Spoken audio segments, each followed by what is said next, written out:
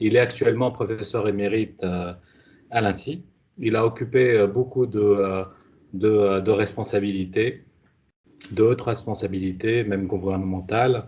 Et puis, il est auteur de plusieurs bouquins qui sont déjà apparus et d'autres en cours. Et je parlais tout à l'heure de son bouquin autour duquel on va en fait l'écouter aujourd'hui sur l'informatique et cryptographie quantique, fondements et applications à l'édition Centre de publication universitaire. Cher professeur, c'est un honneur pour moi, étant un ancien étudiant de votre école et de notre école. Donc, je vous cède la parole et on vous écoute, sachant qu'on a convenu avec le professeur Ben Ahmed de dérouler ce webinaire en 3 temps. Donc, d'abord, il va nous parler des principes et des axiomes de la physique quantique. Après, pendant une vingtaine de minutes, après, on prendra quelques questions. Et puis, dans un second temps, de nous parler des expériences et des applications de la physique quantique dans l'informatique quantique, et on prendra quelques questions. Et on va finir par la cryptographie quantique, et puis bien sûr, quelques perspectives à venir. Donc, n'hésitez pas aussi d'envoyer ou de poser des questions à travers le forum, si vous y avez accès. Sinon, avec plaisir de vous céder la parole, cher professeur Ben Ahmed.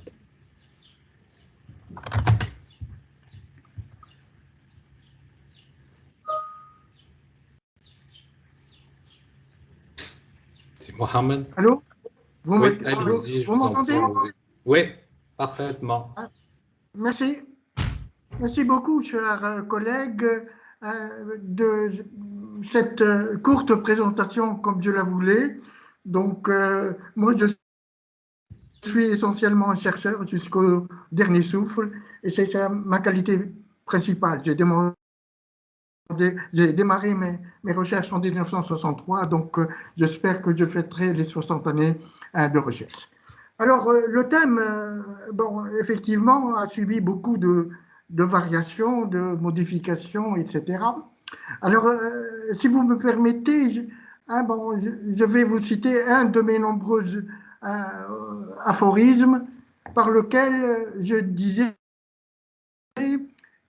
si la technologie numérique pouvait servir à faire gagner du temps au temps, elle serait assurément positive si ce gain de temps servait à booster la pensée et l'imaginaire humain pour une créativité continuée au service de la dignité humaine. Énoncé il y a plus de 100 ans, les principes de la physique quantique continuent à fasciner jusqu'à aujourd'hui autant les chercheurs que le grand public, tant ils révèlent une vision du monde tout à fait contraire à l'intuition du monde physique que développe chacun de nous. Pourtant, en envisageant le point de vue de l'information traitable par une machine miniaturisée à l'extrême, et à chaque d'information serait exprimée par la plus petite énergie possible, les principes quantiques apparaissent de façon surprenante, bien plus naturelle et rationnelle que ceux de la physique classique. Excusez-moi, juste je règle ma vision avec mon texte.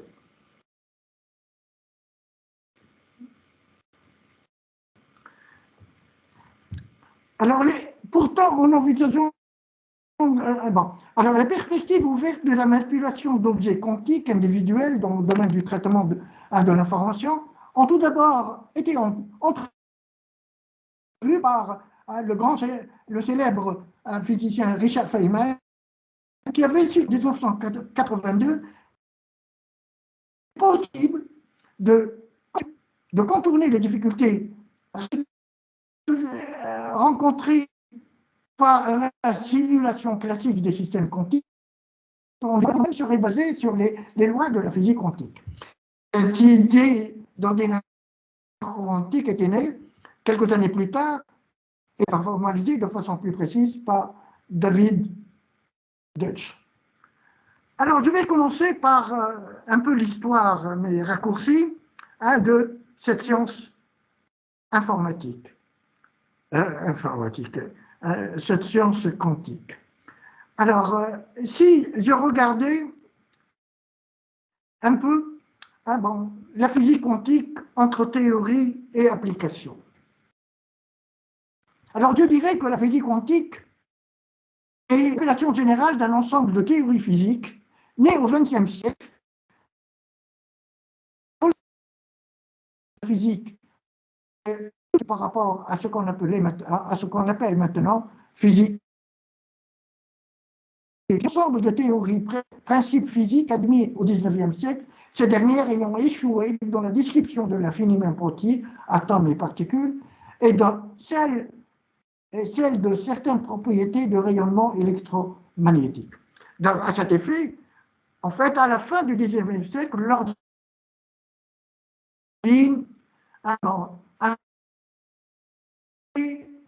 les futurs physiciens du siècle la physique ayant tout démontré, ou presque. Il restait deux petits problèmes, dont le problème du corps noir. Alors, donc on va voir ce que ça a été, que ce corps noir allait être un enjeu dans l'émergence de la physique quantique. Alors, la physique quantique comprend en effet l'ancienne théorie des quantum, les postulats de la physique quantique, la physique quantique non relativiste, la physique des particules, la physique de la matière condensée, la physique statistique quantique, la chimie quantique et les théories qui sont candidates à une description de la gravité quantique et de trouver, de jeter un pont entre l'infiniment petit et l'infiniment.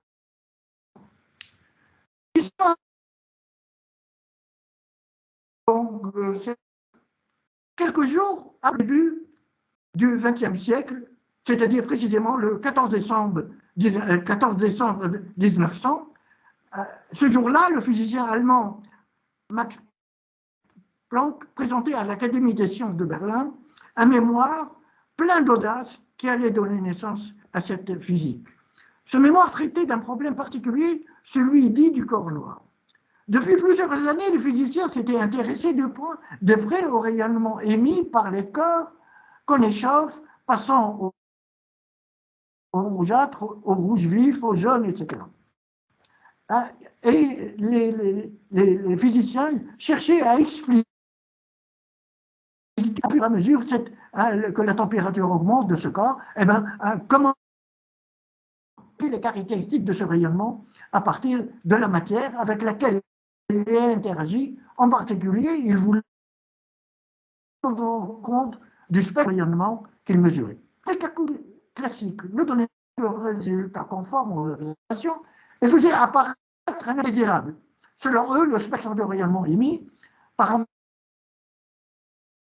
parfaitement isolé, dont le donné, ce qu'on appelle précisément corps noir, était tel que la quantité d'énergie devait augmenter indéfiniment, que l'énergie devait être elle-même infinie. Addiction portable se faisant de plus en plus précis. Pour le problème, donc, un Planck finit par, dans un acte de désespoir d'ailleurs, que contrairement à ce que les échanges ne pouvaient se faire que par les discontinués, par les quanta. Donc, est né effectivement à la quantification de l'énergie. Alors, je vais passer sur les principes et les actions de la physique. Outre le fait que un des principes, c'est les particules, qui nécessiter une nouvelle logique qui est différente de la logique du tiers. Comment un objet pourrait être onde et particule, c'est-à-dire continu et discontinue. Et le deuxième principe, c'est le principe d'indiscernabilité. Alors, les principes, je vais m'appesantir sur 4 fondamentales: la superposition des états quantiques, la réduction des paquets d'ondes, la dynamique des systèmes quantiques, la décohérence et l'intégration quantique et leurs conséquences, comme le problème de la mesure, de la téléportation, ou encore les impacts au plan scientifique. La superposition des états quantiques est l'idée qu'un même état quantique peut posséder plusieurs valeurs pour une certaine quantité observable, le spin, la position, la quantité de mouvement, etc. Ce principe résulte du fait que l'état, quel qu'il soit, d'un système quantique, une particule, une paire de particules, un atome, est représenté par un vecteur dans un espace vectoriel de Hilbert, selon le premier postulat. Par conséquent, si l'on utilise la position, par exemple, d'une particule, l'état de position doit être représenté comme une somme d'un nombre infini de vecteurs, chaque vecteur représentant une position précise dans l'espace. Et c'est là où vous avez absolument une révolution, à la fois mathématique, théorique, qui fait que quand on parlera du principe d'incertitude, non, d'indétermination, je l'appelle, de Werner Heisenberg, eh bien, quand vous mesurez la position avec une grande précision, eh bien, vous ne pourrez jamais mesurer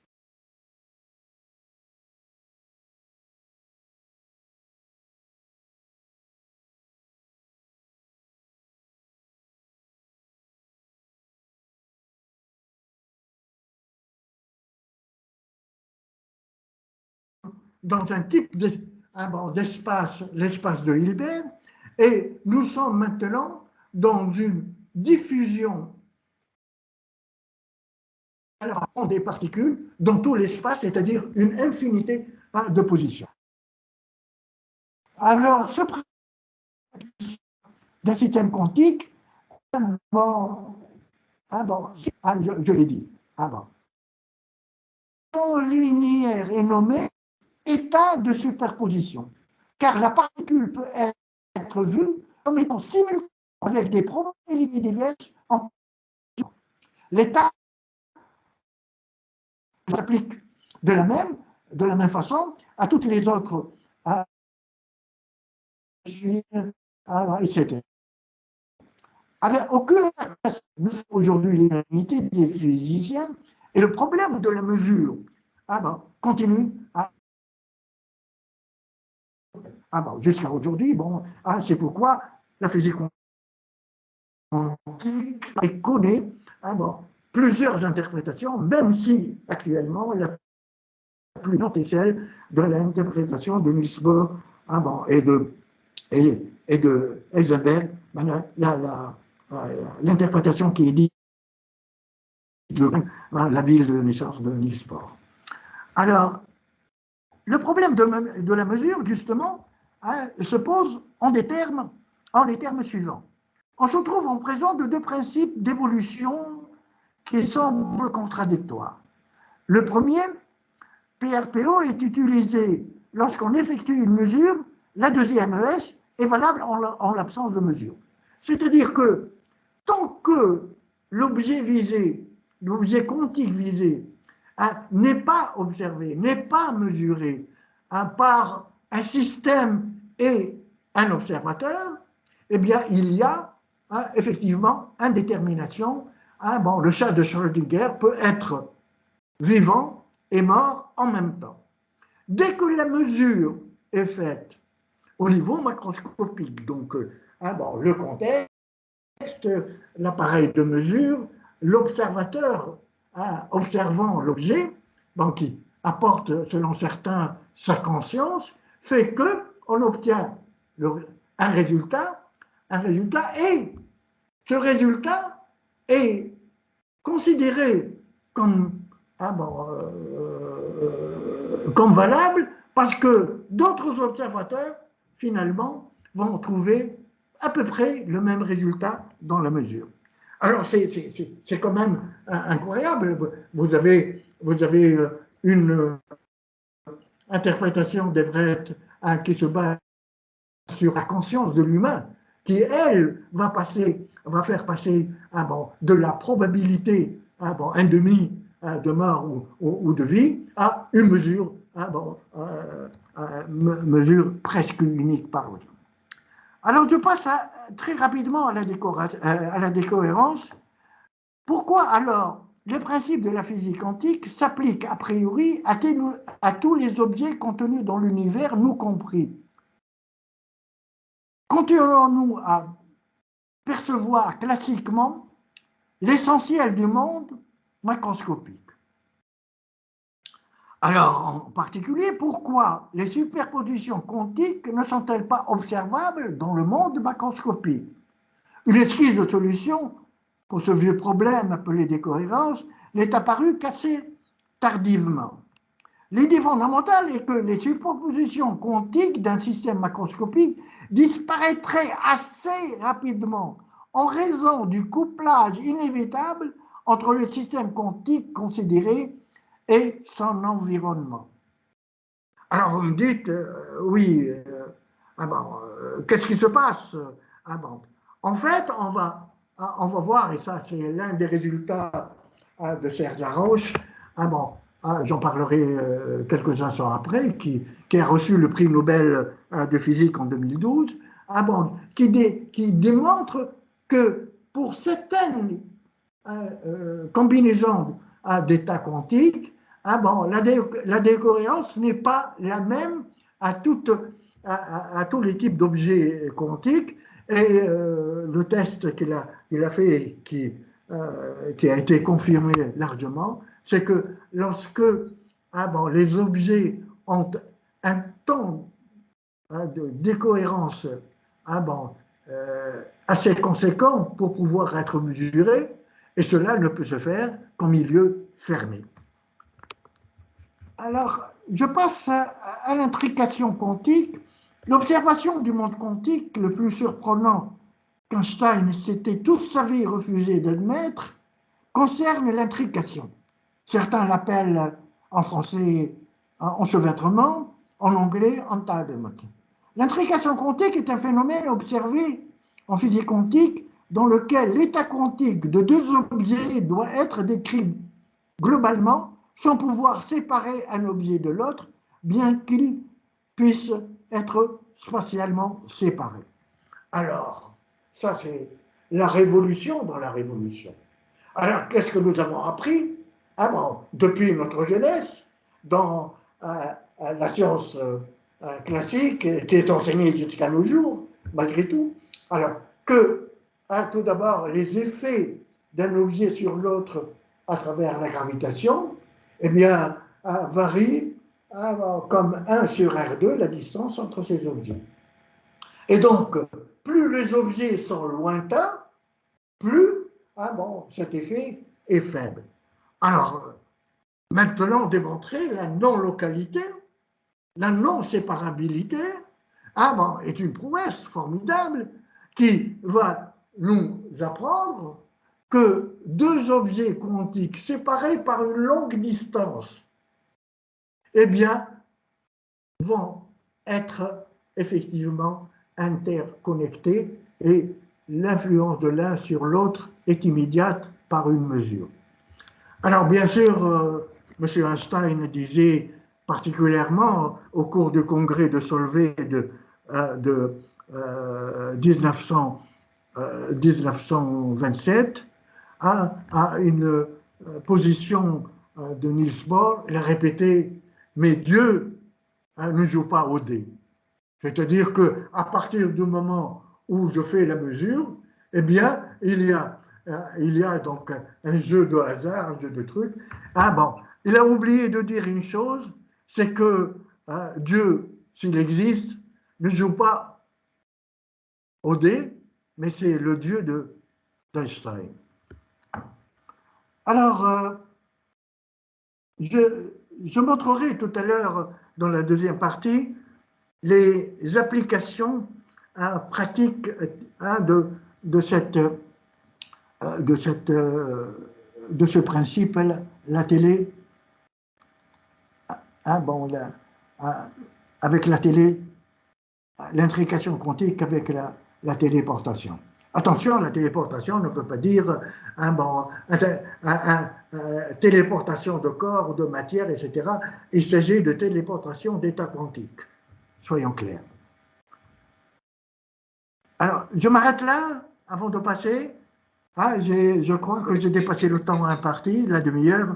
Un petit peu, c'est pas très grave, monsieur Nahmed.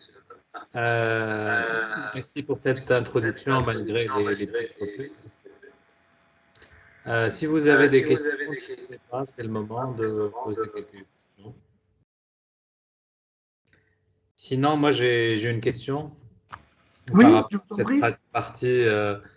partie principe et axiome de la physique quantique.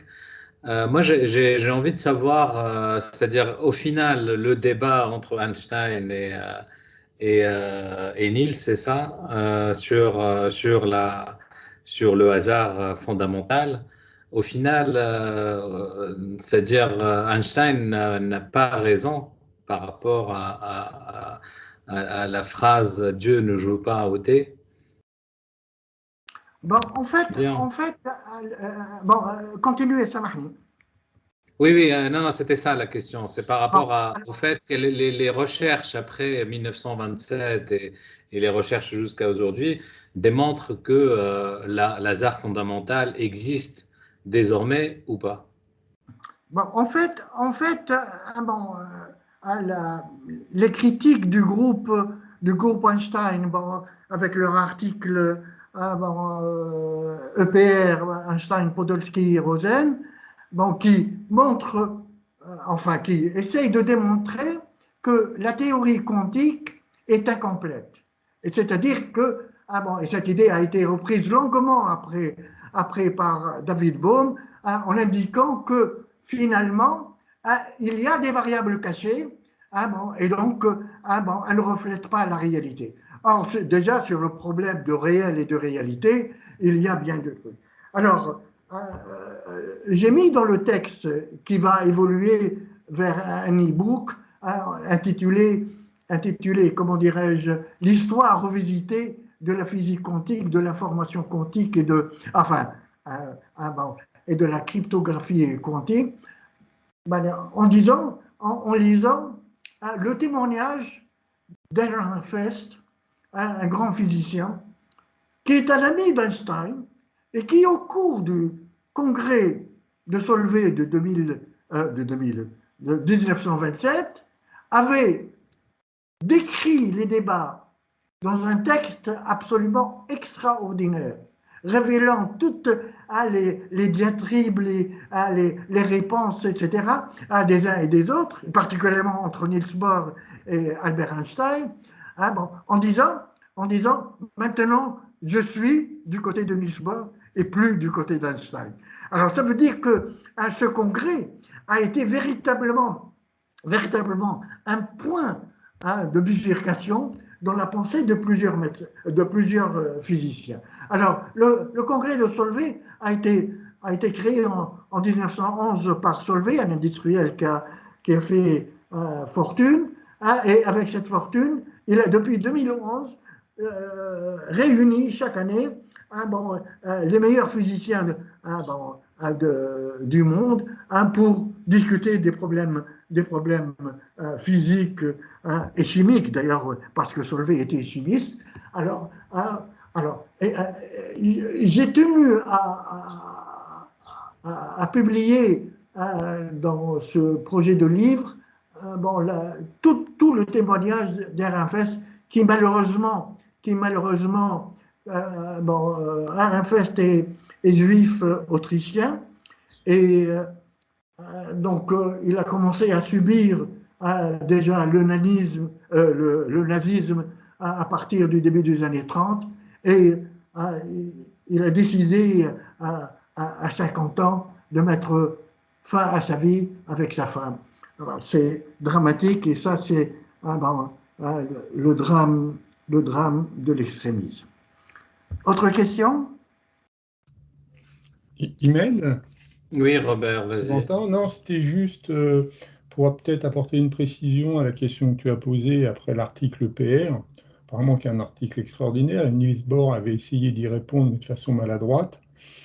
Mais en fait, le débat a été clos par les inégalités de Bell, qui a effectivement prouvé mathématiquement qu'il n'y avait pas de variable cachée. Mais à l'origine, Einstein, en écrivant son article, lui, il est à l'origine, c'est un des pères fondateurs de la physique quantique. Mais effectivement, il a montré, je crois, le problème justement de l'intrication. Et là, il n'y croyait pas du tout. C'est la raison pour laquelle il pensait vraiment qu'il y avait des variables cachées. Mais ça a vraiment été clos, le débat. En fait, il a pu intéresser personne, apparemment, ce débat pendant des décennies. Et en fait, alors je ne sais plus où il travaillait, il le sait peut-être, l'intervenant. Il a pris une année sabbatique pour pouvoir s'intéresser et de nouveau traiter ce problème, justement, des variables cachées. Et donc, il a prouvé mathématiquement, finalement, que Niels Bohr avait raison et que, pour le coup, Einstein s'était trompé. Parfaitement. Merci, Le débat ne s'est pas arrêté à 1927. Hein. Bon, ça a continué jusque C'est en aux 62, je crois inégalités qu'il de a... John Bell et au-delà. merci Robert. Robert est un collègue à moi, monsieur Enchanté, enchanté, chers collègues. et il s'intéresse particulièrement à l'intelligence artificielle et au lien avec la quantique. Alors je vais mettre bon, un, un petit point. Bon, moi, je ne l'appelle pas l'intelligence artificielle. Vous me permettez, donc ça c'est ma liberté ou ma conception de la liberté de penser autrement que les autres.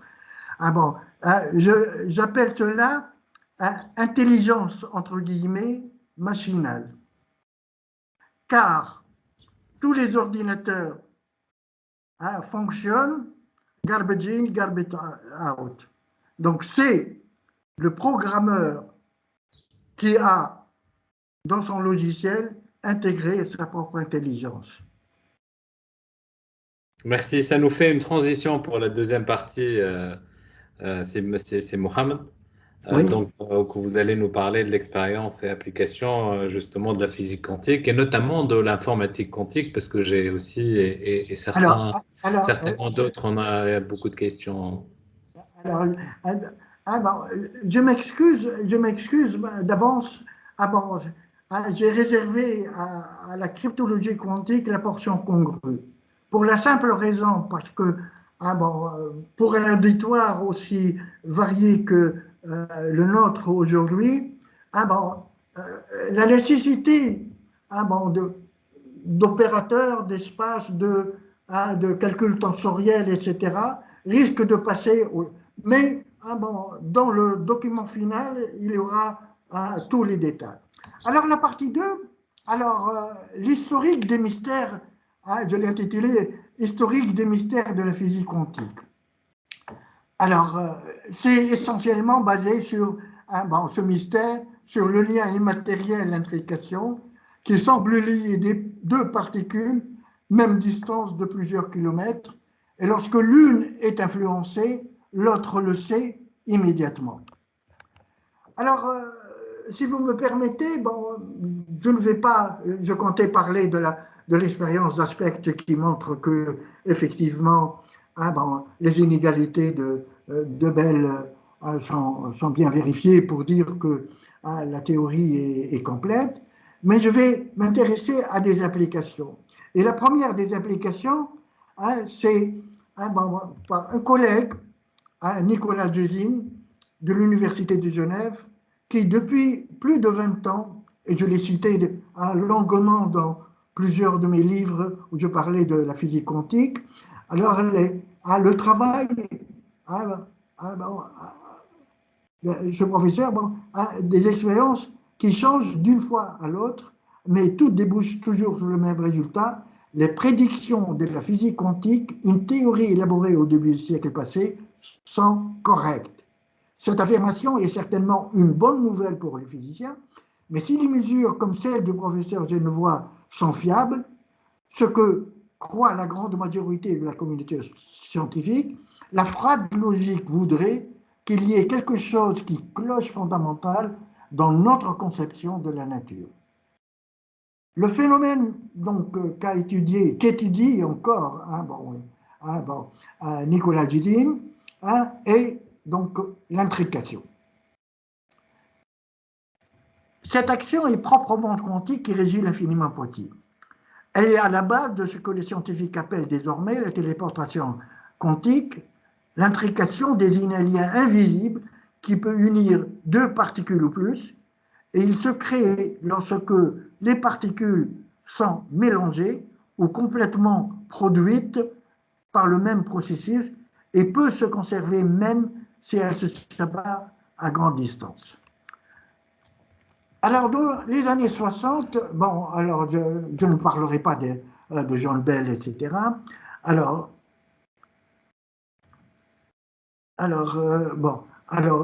avec une des réactions lorsque certains avaient mis en doute les résultats de la téléportation quantique, Gisin a affirmé, ne doutez pas bien sûr de la réalité de l'intrication, et il disait, je suis convaincu qu'elle existe, mais du point de vue de la logique, être convaincu n'est pas un argument suffisant.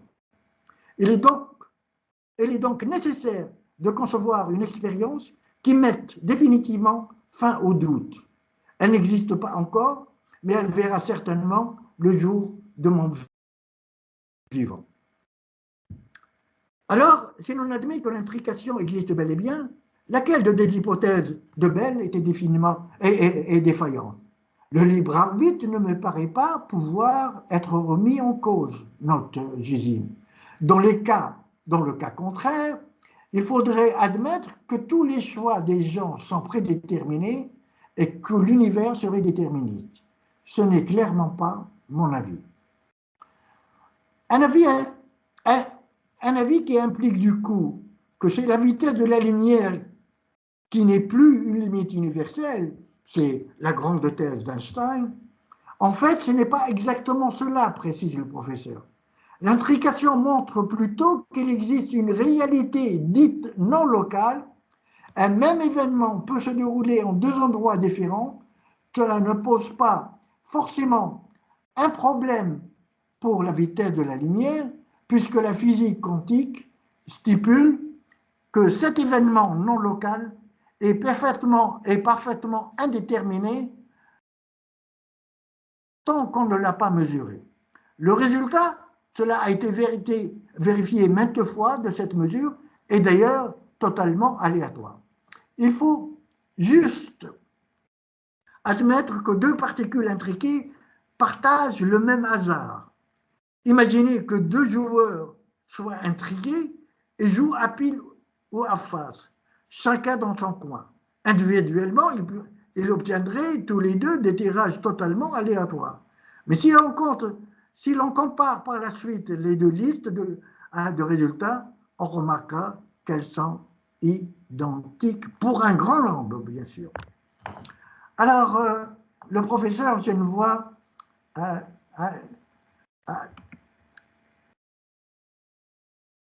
d'après cette histoire de nos localités, et non pas tant du côté probabiliste de la physique quantique, a toujours rebuté Albert Einstein. Il faut dire que des grands changements que ce dernier a amenés à la relativité générale est justement la localité. Alors, contrairement à la théorie de Newton qui autorise la gravitation à exercer ses effets à une vitesse infinie, celle d'Einstein affirme qu'une modification gravitationnelle engendre la libération d'une onde qui se déplace à la vitesse de la lumière et porte ainsi plus loin les effets de manière progressive. Autrement dit, un événement est toujours relié à un seul point de l'espace-temps, alors lorsque, et c'est Gisin qui parle, alors lorsque 10 ans après cette avancée considérable de la science, on lui parle de nouveau de particules non locables, on comprend qu'il puisse tiquer et affirmer que la physique quantique était une théorie incomplète. Aujourd'hui, fort des résultats. Le professeur Gysin se permet, sous forme de boutade, de retourner l'argument d'Einstein. Ce n'est pas la physique quantique qui est incomplète, mais c'est la théorie de la relativité générale. Alors, je vais passer maintenant à ce que j'ai appelé les expériences, les fondements expérientiels de la physique quantique. Alors, il faut dire que les fondements de la physique quantique ont commencé en 1805 avec l'expérience des fonds de Young, etc., jusqu'à la vérification expérimentale de l'intrication quantique par Alain Aschbeck en 1982. Je rappelle à ceux qui ont assisté à mon intervention au 8e symposium de l'UMA, l'université de la Manouba, j'ai parlé beaucoup de Bernard d'Espagna, avec sa théorie de réel voilé et sa théorie d'objectivité faible. En fait, le patron des patrons de cette expérience d'Alain Aspect entre 80 et 82, c'était justement Bernard d'Espagna. Alors je vais passer dans ces expériences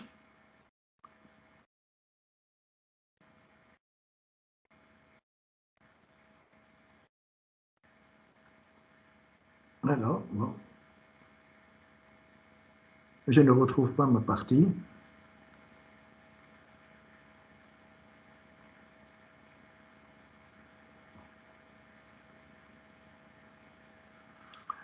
Je m'excuse. Aucun problème. Non, je ne retrouve pas mon truc, c'est pas grave.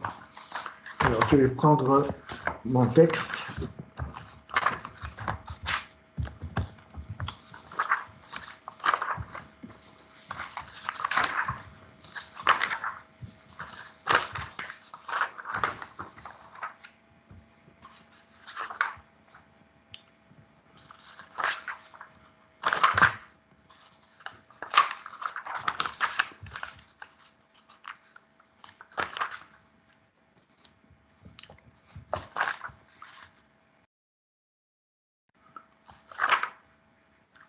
Alors, dans cet ordre d'idées, je vais citer un certain nombre d'articles. Le premier, publié en 2012, signale que le record de distance entre deux objets quantiques, donc non localité, battu par la téléportation quantique est de 143 km. Alors, à part les expériences, la première expérience de Gysin a daté de plusieurs années avant, et la distance atteinte, la première expérience était de 23-25 km. Alors, le second record du monde de distance pour la téléportation a été battu 2 fois en l'espace de quelques semaines. Une équipe chinoise, alors, ça a été peu rapporté, a atteint une distance de 97 km. Mais, quelque temps après, le physicien Anton Zeilinger et ses collègues sont parvenus à téléporter des états quantiques entre Tenerife et La Palma sur une distance de 143 km.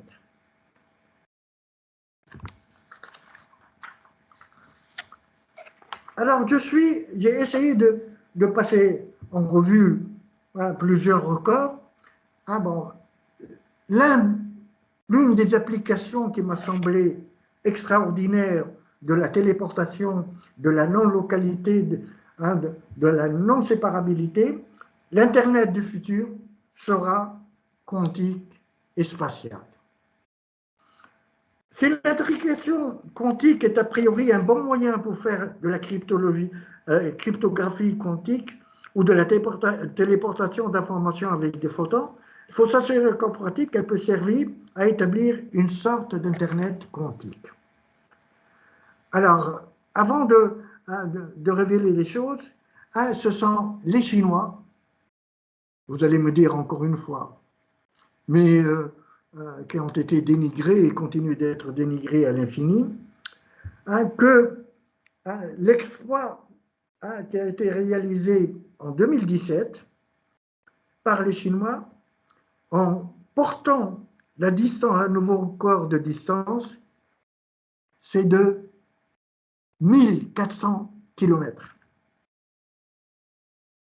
Alors, le projet, l'expérience chinoise, donc une équipe intitulée KESS, Quantum Experimental Space Scale, l'un de ses aspects les plus spectaculaires est d'avoir été utilisé avec un satellite sur son orbite héliosynchrone. Il passe au-dessus du même point de la surface terrestre à la même heure solaire locale. Cette orbite est utilisée par les satellites météorologiques de reconnaissance et de télédétection. Le satellite s'appelle MOSI, nommé en l'honneur d'un célèbre philosophe chinois, qui avait permis de montrer qu'un effet EPR était toujours présent quand même les photons intriqués étaient répartis entre deux villes distantes d'environ 200 km avant les 1400, en l'occurrence les villes de Delinga et Lingen. Cette permanence avait ouvert les voies d'expérience de téléportation quantique prévues à l'origine du cadre de KESS. Toutefois, bien sûr, il ne s'agit pas de la science-fiction à la Star Trek. Alors, tout récemment, enfin pas l'année dernière, le 13 janvier, la Chine réalise sa première transmission entre un satellite et un récepteur mobile. Toujours dans le cadre du projet KESS. Alors, le récepteur et le transmetteur au sol étaient une station pesant plus de 10 tonnes, mais depuis lors, la technologie et la miniaturisation ont progressé, de sorte qu'il est possible d'établir une connexion quantique avec le satellite MUSI en utilisant un dispositif au sol. On dispose alors donc d'un récepteur-transmetteur particulièrement mobile qui peut s'installer sur le toit d'une voiture. Une clé a ainsi été relayée grâce à MOSI entre la station et au sol mobile et une station fixe à Shanghai. Alors l'Internet quantique qui commence à prendre forme a été annoncé le 22 juin 2021, c'est-à-dire hier. Alors ça, je n'en dirai pas plus, bon, je m'arrêterai là, et ça c'est l'avenir, donc pour un Internet quantique et spatial. Voilà. Je vous donne la parole, cher ami. Merci beaucoup, Mohamed. Justement, vous parlez d'Internet. C'est quoi, au final, qu'est-ce que ça va être différenciant avec Internet classique en termes de débit, en termes de capacité? Bon, ça n'a rien à voir avec l'Internet des objets, ça n'a rien à voir avec les smart cities, ça n'a rien à voir avec... Bon, c'est un bond en avant. C'est bien de le dire à propos des Chinois et de leur histoire. En fait, vous essayez de constituer une nuée de satellites utilisant la physique quantique avec des stations relais à grande portée pour que tout le monde profite des qualités et des principes de la physique quantique. Donc c'est encore une révolution dans les révolutions du quantique. Non, J'ai mais répondu à votre question? non, ma question est surtout pour que les gens comprennent autour de la table, c'est-à-dire est-ce que c'est une capacité, c'est-à-dire c'est une augmentation de capacité, c'est une augmentation au niveau de la rapidité de réponse, est-ce que Alors, c'est moins de consommation d'énergie, parce qu'on entend souvent, absolument, absolument. Il y a tout cela dans le projet, hein. Il y a tout cela. Ah bon. Alors, le problème, vous savez, ah bon, l'Internet des objets bon, est à la mode, bon, ah, les smart cities, ah, les smart schools, etc. Bon, le problème c'est de mondialiser efficacement ah, bon, l'Internet. Donc l'Internet, ah, bon, vous vous rappelez, à un moment donné, bon, les États-Unis avaient créé l'Internet 2. Ah bon, oui, à grande vitesse, réservé aux grands groupes industriels et, bon, etc. Bon, pour laisser l'Internet originel aux pauvres mecs que nous sommes. Alors, le problème n'est pas politique. Le problème est essentiellement dans l'efficacité, hein, les, les, qualités et les principes bon, bon. Entre autres, il ne va plus, bon, ils n'auront plus besoin de fibre optique. Et c'est incroyable. Hein. Qu'est-ce qu'on gagne en écologie? Qu'est-ce qu'on gagne en vente l'informatique nuagique? Bon. Et essayez de voir les conséquences dramatiques écologiques bon, de tous les systèmes, la consommation, la pollution, etc. Bon, de cette informatique. Bon. Donc c'est une autre vision bon, qui n'est pas pour demain. Bon, vous savez que les Chinois pensent à l'horizon 50. Bon. Et donc, bon, c'est une voie qui sont les premiers à avoir emprunté, et je suis sûr qu'il y a d'autres puissances dans le monde bon, et des intelligences bon, qui seront intéressées par étendre et par finaliser ce projet mirifique. merci. Est-ce qu'il y a des questions parmi les auditeurs? Je suis sûr que Nadja, si elle est encore là, elle a une question. Non? Ok. Bon, moi j'ai encore une autre question. C'est Mohamed. Elle est liée donc. Vous parlez donc d'Internet quantique et ses capacités intéressantes pour l'avenir. Et vous parlez indirectement de l'écologie parce qu'on parle beaucoup de sobriété numérique aujourd'hui, à Bien savoir sûr, bon, une c'est nouvelle vision, fondamental. ouais, une nouvelle vision pour diminuer l'empreinte carbone liée à l'usage des technologies. Donc, en réalité, moi, je suis pas vraiment du tout physicien, donc j'ai envie de savoir quels sont les principes, c'est-à-dire qui permettent de diminuer cette empreinte carbone liée L'empreinte aux carbone. technologies. Est-ce que c'est la téléportation dans ce cas qui permet de diminuer, c'est-à-dire Alors, contrairement aux ah, physiques alors, classiques? vous imaginez que vous ayez deux photons bon, à 7000 km l'un de l'autre. Mhm. Alors, vous n'allez pas utiliser la fibre optique.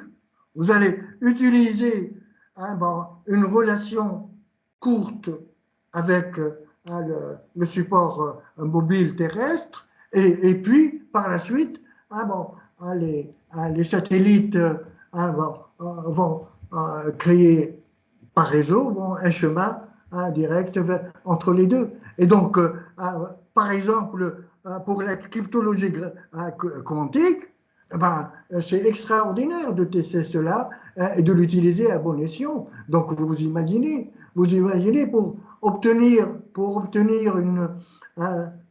des clés bon, ultra sûres, ben, il faudrait utiliser une longue distance, ce qui sera une surprise pour Einstein s'il revenait à la vie.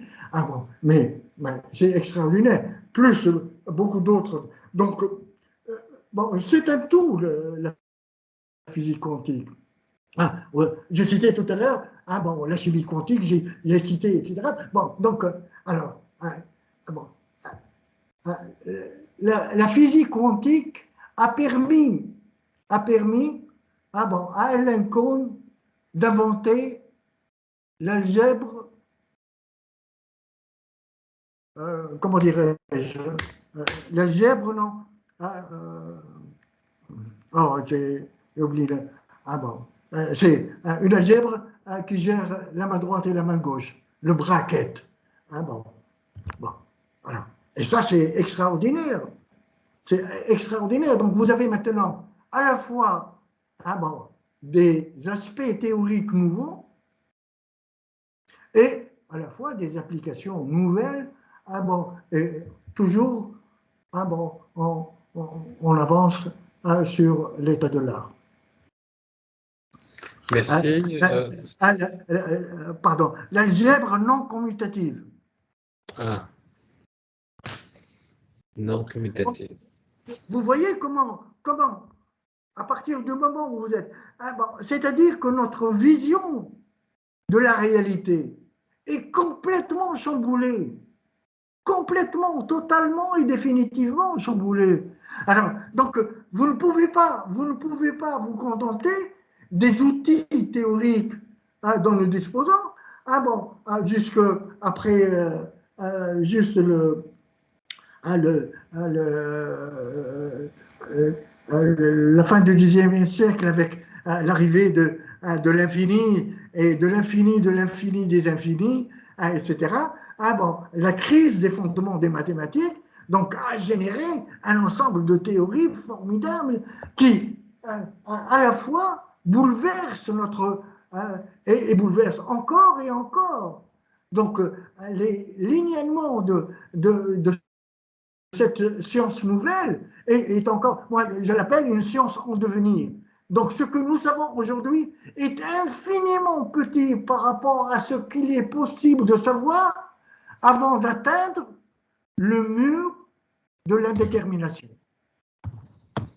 Moi je suis un sceptique à l'apéron, et donc ceci ne m'empêche pas, au contraire, de continuer à apprendre, bon, parce que ce mur d'interdimulation,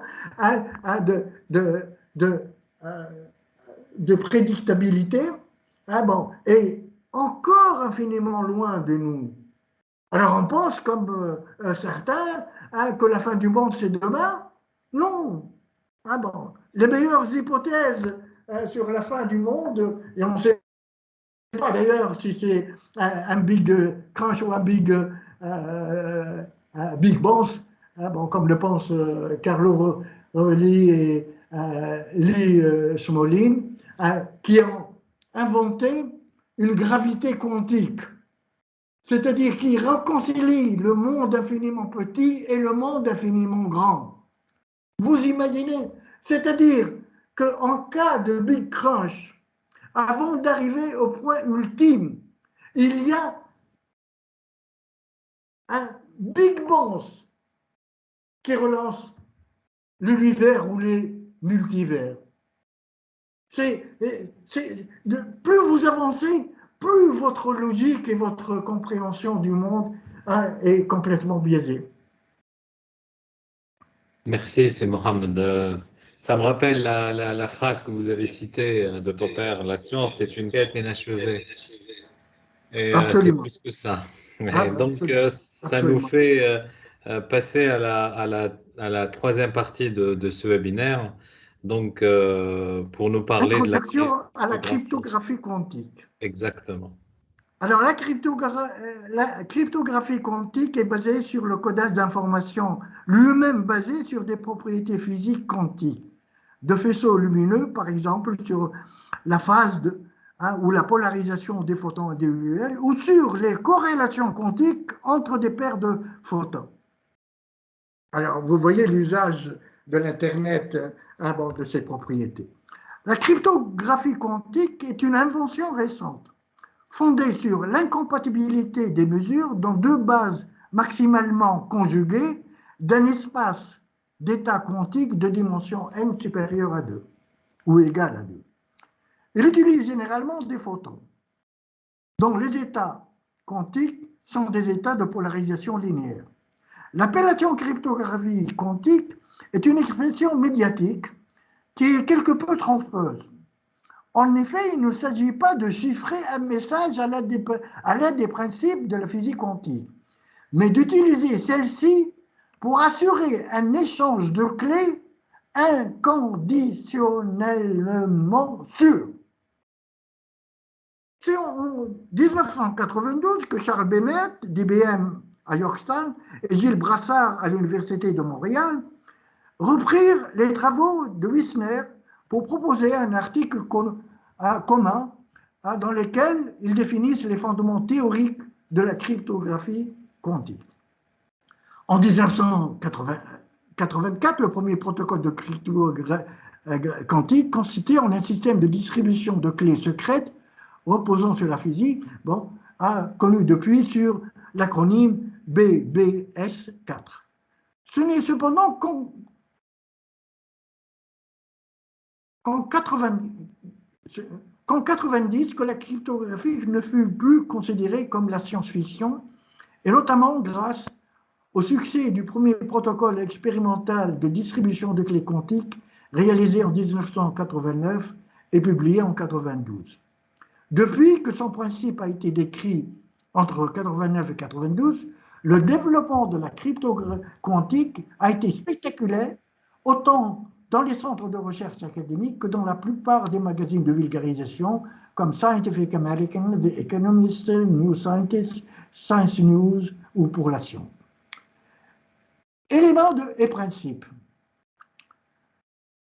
Soit deux particules A et B décrites, eux, dans des espaces de Hilbert différents. L'état quantique conjoint du système constitué des deux particules appartient à un espace de Hilbert, produit tensoriel des deux espaces de particules individuelles. Alors vous voyez, on commence à attaquer des problèmes ou des concepts un peu difficiles. J'ai décidé de joindre à cet ouvrage une présentation détaillée du calcul tensoriel. La linéarité de la physique quantique fait que deux particules peuvent être dans un état.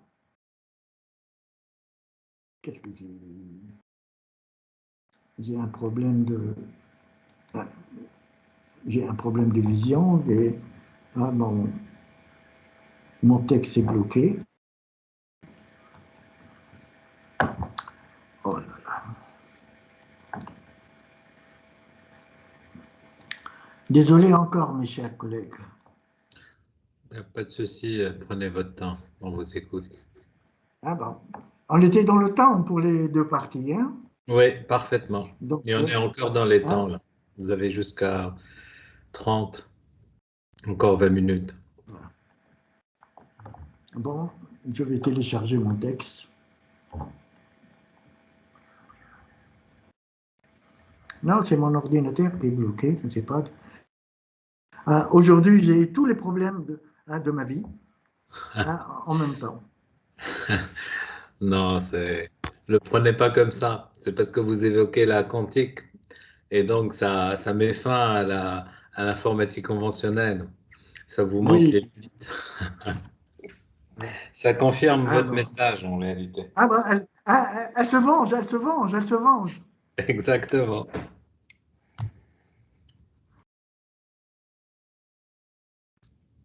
Alors je relance. Patience, patience.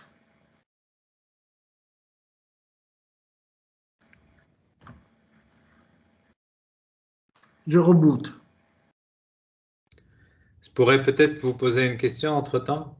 Oui, En fait, j'ai bien saisi quand vous parlez c'est-à-dire de la fausse utilisation de la cryptographie, c'est-à-dire dans les termes, hein, de la cryptographie quantique par les médias. Moi, j'ai déjà lu, mais j'ai pas trop bien compris. On parle aussi de post-quantique, et notamment utilisé par Thales récemment dans ses publications. Et j'ai oui. pas saisi la différence en fait que feront ou feraient les scientifiques en termes de cartographie quantique et cartographie post-quantique. Ah, bon, Ou c'est bon, quelque je ne suis chose. pas tout à fait au courant de cette percée, mais dans mon esprit, tout est possible. Maintenant que j'ai tellement vu de surprises, hein, bon, en sciences en général, donc hein, bon, l'ingéniosité humaine n'a pas de limite. Enfin, c'est elle a une limite, mais hein, la limite est lointaine et très lointaine. Donc là, la linéarité de la physique quantique fait que deux particules peuvent être dans un état quantique qui, à travers la superposition linéaire d'états tensoriels. En considérant que les deux particules A et B sont dans deux états, bon, 0 et 1, hein, avec le quête, bon, le signal, la superposition s'écrit psi de A et alpha A 0 plus bêta A 1 et psi B et alpha B 0 plus bêta B. L'état conjoint intriqué s'écrit alors comme un produit tensoriel de deux états superposés. Je ne vous donne pas la formule. Cet état conjoint est la superposition linéaire des états de particules. Alors, ces quatre états sont dits EPR ou base EPR. Une autre propriété est que ce type d'état conjoint implique qu'une mesure sur la particule A affecte l'état quantique de la particule B. Il s'agira bien sûr du principe de la non-localité quantique. Ceci reste valable même si deux particules sont éloignées. Il n'y a pas de transfert d'informations entre A et B. La mesure de l'état A, sa projection affecte instantanément l'état psi de AB et par conséquent l'état de la particule B. Ce phénomène bon, sera utilisé intensément dans le quantum computing. En résumé, comme je le démontre par mes équations, un état intriqué est un état quantique qui n'est pas factorisable, donc non séparable en un produit tensoriel. L'intrication quantique et la mesure utilisant le paradoxe EPR serviront à la construction d'une famille de cryptosystèmes basés sur des paires d'états EPR, s'appuiera sur la proposition suivante en désignant par Ali A et Ibrahim B les partenaires d'une transaction cryptographique.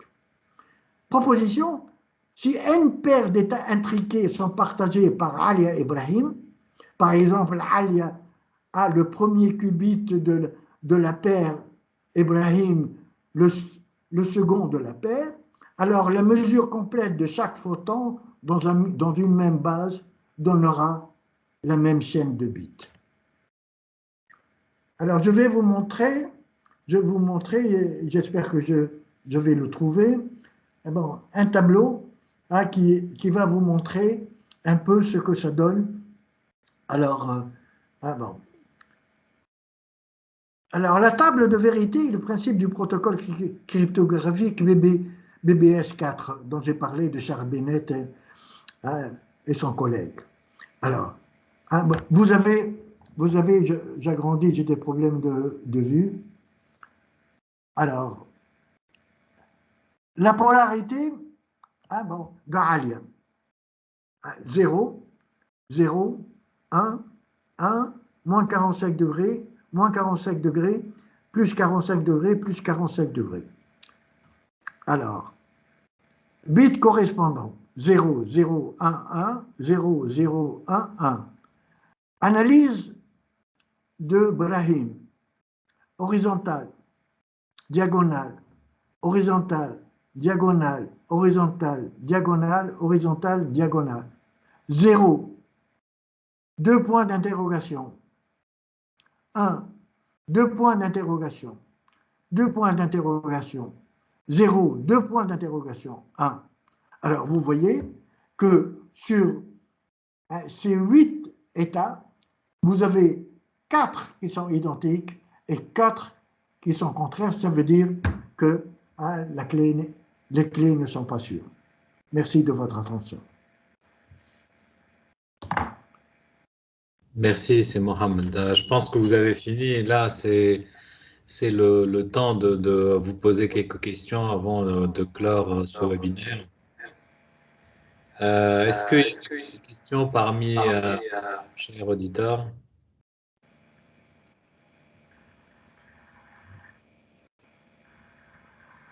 Sinon, moi, j'ai une question sur l'avenir de la quantique dans les écoles d'ingénieurs. Est-ce que vous pensez que il est temps d'enseigner,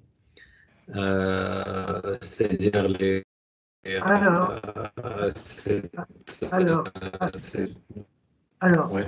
hein, parfaitement oui, et grandement oui. Moi, j'ai été tenté plusieurs fois et j'ai été dissuadé. À cause de quoi? À cause du calcul tensoriel. Eh bien, Pourquoi? nos étudiants n'aiment pas les maths. Bon. Même dans les écoles d'ingénieurs? Oui, même dans les écoles. Enfin, quand je parle de maths, de maths avancées. Ouais. Alors, ben, de voir une autre algèbre, de voir une autre approche, de voir que ce que nous savons, eh ben, regardez, un de mes derniers séminaires au cercle que j'avais constitué avec ma collègue Narges, eh ben, a porté sur l'infini. Alors, et maintenant, ça a choqué le monde. Du coup, d'ailleurs, ça signait la fin du cercle. Parce que bon, il faut avoir un état d'esprit capable d'admettre et une synthèse, une créativité, une autre façon de voir le monde. Bon. Si mon langage est ce qu'il est, c'est qu'il révèle en fait mon ontologie plurielle et mon épistémologie. Alors si on reste encore en train de ressasser les résultats du XVIIe siècle, de parler de M. Descartes, de parler de M. Intel, bon, alors, il y en a marre du réductionnisme, du positivisme, du scientisme. Alors, c'est ça la révolution intellectuelle qu'il faut introduire. Ce n'est pas un ensemble de cours assimilés, un examen ou un test. Non, c'est avoir une capacité de porter votre ontologie à l'acmé. Alors, ça, comme un certain leader, il dit le plus grave problème, c'est comment révolutionner l'esprit de mes compatriotes. Donc, alors, il ne s'agit pas de dire je pense différemment des autres, mais il faudrait que les autres aussi aient la possibilité d'admettre qu'ils peuvent penser comme les autres. Et même, je vous rappelle, dans mes cours d'épistémologie que j'enseignais dans l'école doctorale depuis 1994, je présentais un certain nombre d'épistémologues à partir de Gaston Bachelard jusqu'à Paul Feyerabend. Eh bien, si la plupart des doctorants avaient bien assimilé l'approche Bachelard, un peu comment dirais-je, celle de Thomas et celle de... Alors, le problème se posait avec Paul Feyerabend. Son livre majeur, il a intitulé « Contre la méthode ». Ça veut dire, en recherche, il n'y a pas de méthode. Parce que comparaison n'est pas raison. Parce que corrélation n'est pas causalité. Alors, allez parler à quelqu'un qui dit, mais ça, cet effet, c'est à cause d'eux. Même la causalité circulaire, bon, est très peu intégrée dans nos cours. On est toujours dans le linéaire, dans l'extrapolation, dans. Alors, c'est ça. Bon, quand j'ai proposé, je crois en 2017, un projet d'un nouveau cursus, bon, qu'est-ce qu'il a eu? Bon, 3 ans et quelques après, bon, je sais, ma chère Narjat, que vous êtes en train d'y travailler. Mais ce n'est pas pour me faire un honneur, c'est pour dire toujours, il faut être avant, anticiper. Alors, quand on vous dit que votre carrière, vous serez susceptible d'avoir 2, 3, jusqu'à 7 métiers différents, ça veut dire quoi? Alors, ça c'est que le patrimoine de savoir est en train d'être bouleversé, enrichi, et surtout, ce que disait le célèbre, j'ai oublié son nom, l'Autrichien. Il disait, mesdames, messieurs, il n'y a pas de vérité scientifique. Il y a des vérités scientifiques déjà réfutées et des vérités scientifiques non encore réfutées. Et c'est ça qui fait que je dis que le savoir n'a pas de limite humainement.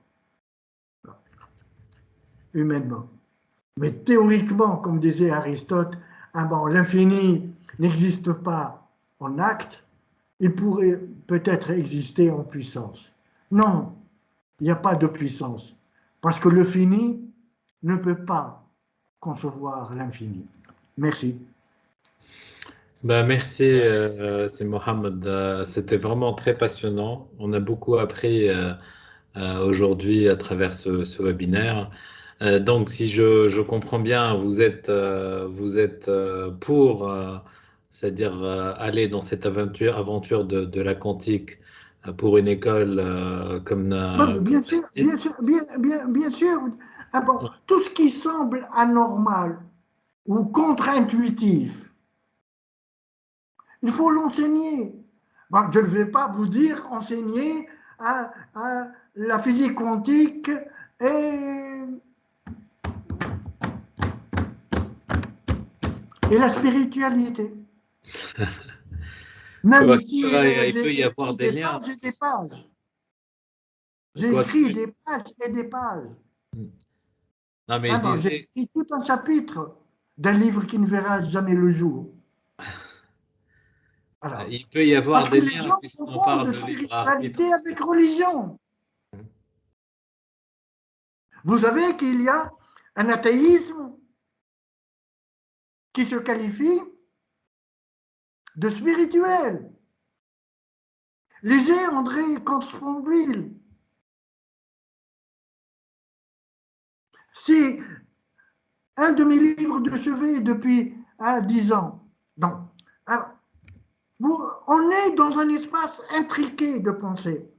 Alors, religion. Alors, les sagesses orientales ne sont pas considérées comme des religions, ne sont pas considérées dans la spiritualité, et encore moins qu'en philosophie, etc. Bon, donc, on est en train, dans un cadre qui véritablement inhibe l'inventivité et la créativité. Alors, Il ne faut pas dire que chaque idée farfelue, je la prends pour une innovation. Non. Surtout, une remise en cause. Combien de fois, pendant les 60 années de recherche, j'ai changé de point de vue? Parce qu'on apprend tous les jours. Je m'excuse, je parle de moi puisqu'on a quelques instants. J'ai appris des rudiments, de mécanique quantique en ma 3e année de licence en 1963. En octobre 63, je pars en France pour préparer pour la première fois Mahmoud Mesadi, ministre de l'Éducation nationale, avait choisi d'envoyer des candidats scientifiques pour préparer une thèse de 3e cycle. Il n'envoyait que pour l'agrégation de l'arabe. Nous avons été 3 à partir dans cette mission, dans cette sélection, en raison de nos résultats. Bon. Eh bien, en octobre 1963, en arrivant à la Sorbonne, j'ai décidé de goûter à toutes les fleurs. Donc, de ne pas me contenter avec mon directeur de thèse, qui est un professeur à l'école normale sup, et des cours à la fac des sciences. Alors, bon. Et c'est ainsi que j'ai eu l'honneur d'assister à quelques cours d'Alfred Kastler, au moment où il était nobelisable. Il le sera en 1966, ma dernière année de séjour, de mon premier séjour en France. Alors, il avait l'habitude, après une démonstration, de se retourner vers les apprenants pour leur dire « Avez-vous une meilleure démonstration ?» Bien sûr, personne n'osait, un professeur normal, de dire « Oui, j'ai ceci », et encore moins un nobelisable. Alors, on était à chaque fois qui le faisait absolument perturbé. Finalement, les apprenants ont décidé de demander à Claude Cohen-Tanouji d'aller dire au professeur, comment voulez-vous que nous, simples étudiants, nous puissions avoir une meilleure démonstration que vous? Et que répondait-il? Messieurs, sachez qu'un véritable chercheur est un apprenant tous les jours. Et c'est là où j'ai pris cet aphorisme d'Alfred pour le mettre parmi mes aphorismes de choix. Merci encore. Merci, professeur Ben Ahmed. Ce sera le mot de la fin. Quel mot de fin? On est vraiment des apprenants de toute la vie. Merci encore pour l'ANSSI, pour cette opportunité de vous avoir aujourd'hui dans ce webinaire. Et merci à tous les participants Les apprenants. et les apprenants, oui, les apprenants. Merci